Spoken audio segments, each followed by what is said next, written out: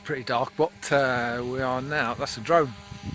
There's a drone in the sky near Shipston, and it is out because you're not going to be able to see it very well, but there's a hole in the hedge just there where the drone is, and it is looking over towards the car that is in the distance here.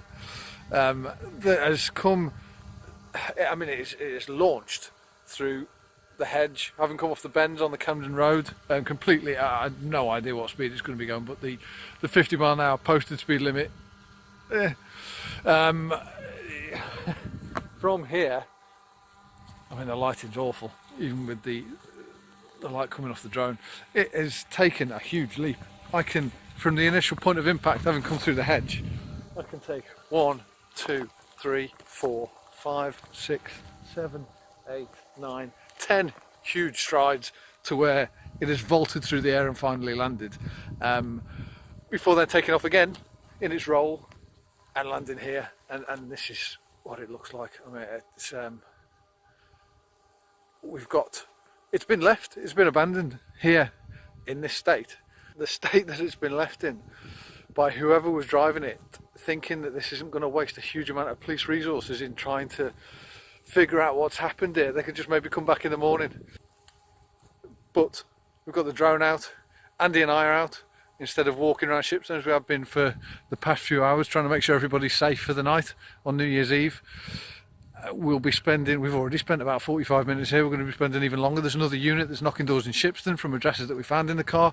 They've now gone off to Chip and Camden to try and find out if there's anybody there that can help out and figure out where the driver of this has gone and any potential passengers, because the passengers are always open as well as the drivers. The dog we've called for wasn't available. It's something else that's ongoing and quite serious at the moment, somewhere else in the county. There's a huge amount of policing time for, I mean, if this is just an accident because somebody has driven incorrectly for the road condition, if they call in and let us know, we can tick a box and say, fair enough, you're all right. Regardless of what caused the incident, we can crack on and deal with other matters that are more important tonight, instead of having to try and figure out where the driver is. Are they safe? Because who is surviving this? It's unbelievable. About 50 metres from the road, dumped, doors open, details inside of males, females, 3 people so far potentially that were in this car.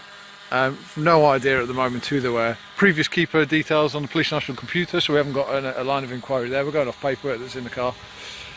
Happy New Year, January 1st 2019. What a way to start your year. And what a way for Andy and I, as a local police for Shipston, to be spending our time. Hopefully this person's alright. We deal with things like this all the time. People don't appreciate the work, the effort that will go in to trying to make sure that somebody is okay when they leave a vehicle in this state. And we have to make sure people are okay.